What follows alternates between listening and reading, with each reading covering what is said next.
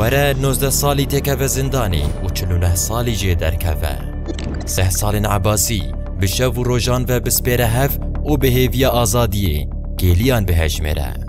لباکوری کردستانی و ترکیه روشکا نورمال و جیرزیه بصدان بحزاران گرتین 10 سالان ده زندان فاشیزما ترکیه دهنه جوان یک جه مزگین روناکا نویسکار بو که چند روژان بری روژان ده تباغی پشتی 3 سال زندانی هات سربست کرنن 3 سال و 6 پرتوکه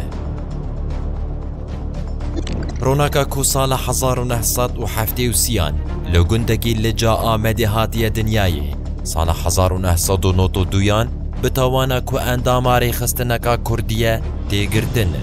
دادگاه دولتا ترکیه 3 سال زندانی لیدبره مزگین روناک دناف 4 دیواران ده گلک جاران نخوش دکوه و گرچگن وی زوها دبن لی او سری ناتاوینه و تاویری هوالین خوین گردی گلک جاران گرابن برچیبونی دگره و الهم بر جلادین خواه سری هل دده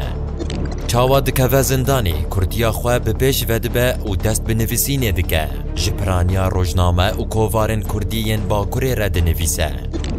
دوان 3 سال زندان ده جبر قلماوی 6 بر همین کردی دردکوین 3 رومان دو برهاوگن هلبستان و برهاوگا کچیروکانه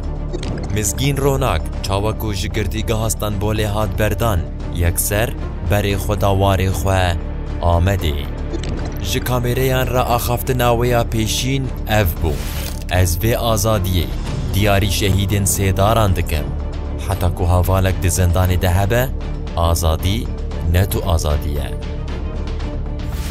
لگرده هیا گلیک بی کمینانی مزگینه توایا گرتین زندانان بین آزاد کرنه